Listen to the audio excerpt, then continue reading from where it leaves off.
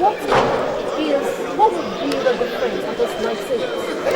Erosion management is something that is, because it's a natural cause, it will always be there.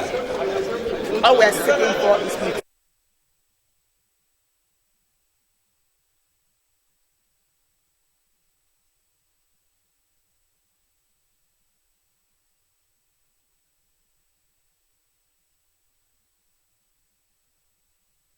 mitigation, to curb the menace of erosion.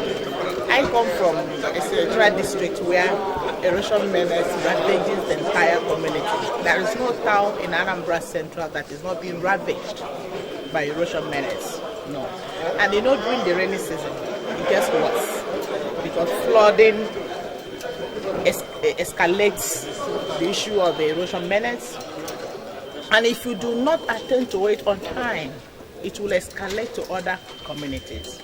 So my motion today was to call the attention of the federal government through Ecological Fund Office to pay attention to what is going on in my senatorial district by going there to have first-hand information on the level of devastation, the level of erosion menace, and the areas where the erosion has escalated to.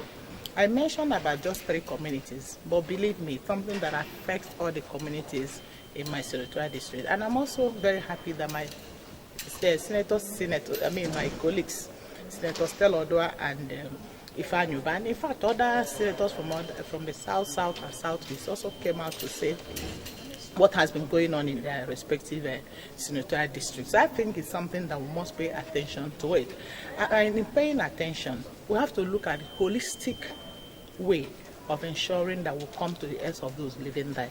We have to also partner with the state governments to ensure that people maintain the building plans, maintain the topography of the environment, because in erosion, once it starts, it doesn't end. And the Ecological Fund Office must be seen as an intervention fund.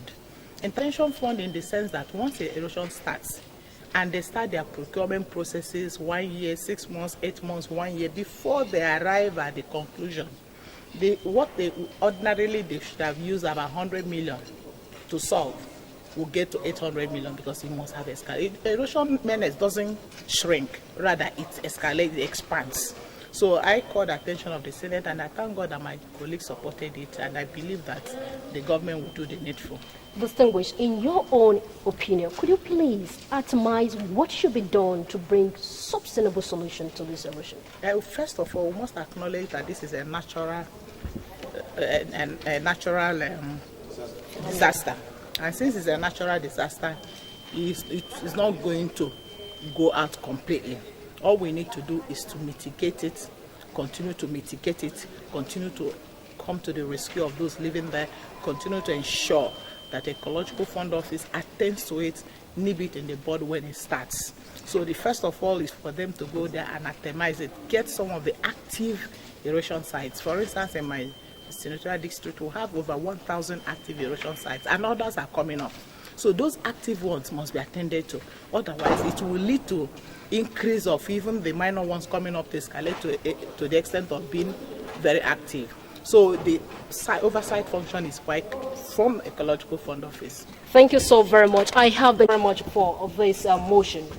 Please, could you kindly explain in a layman's language what your motion is all about? The motion is all about the extended continental shelf project. The extended continental shelf means that taking additional area on our seaward boundary. Today, we have the territorial sea of 12 nautical miles.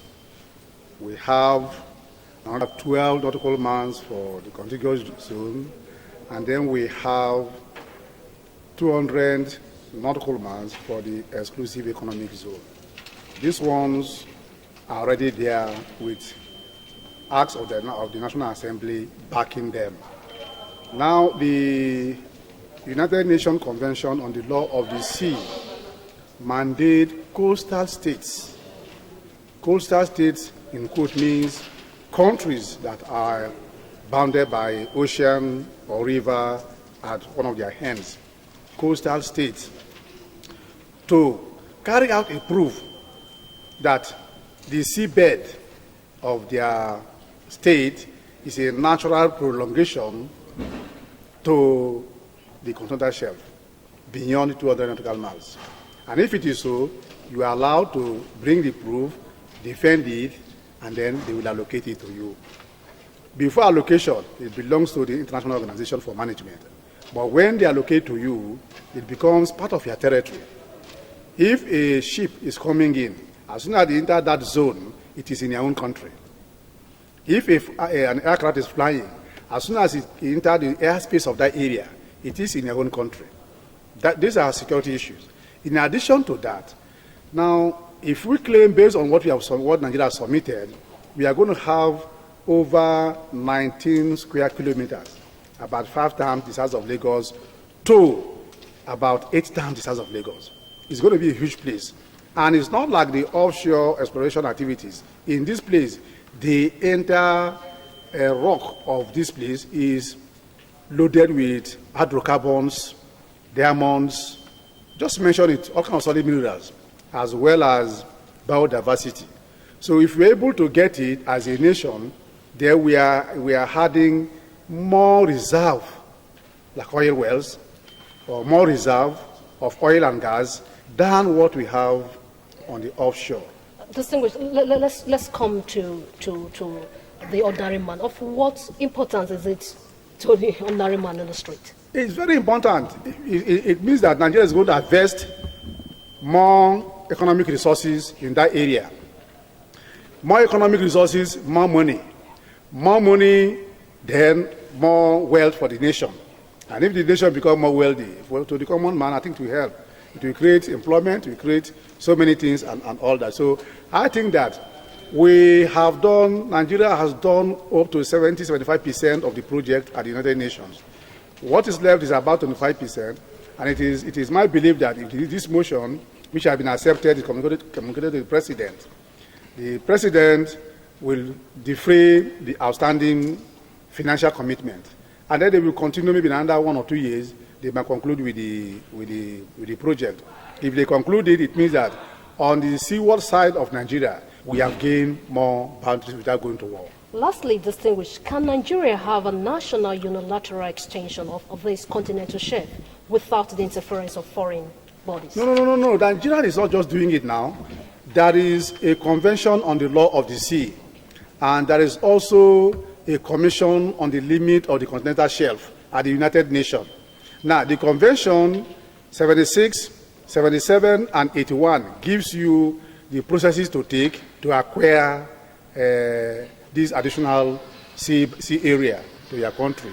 Nigeria has done it and has made a first submission in 2009, and the commission, the subcommittee of the convention, have looked at it and made several recommendations. Based on the recommendation, they've gone back to the sea again and did more work, and they have submitted it.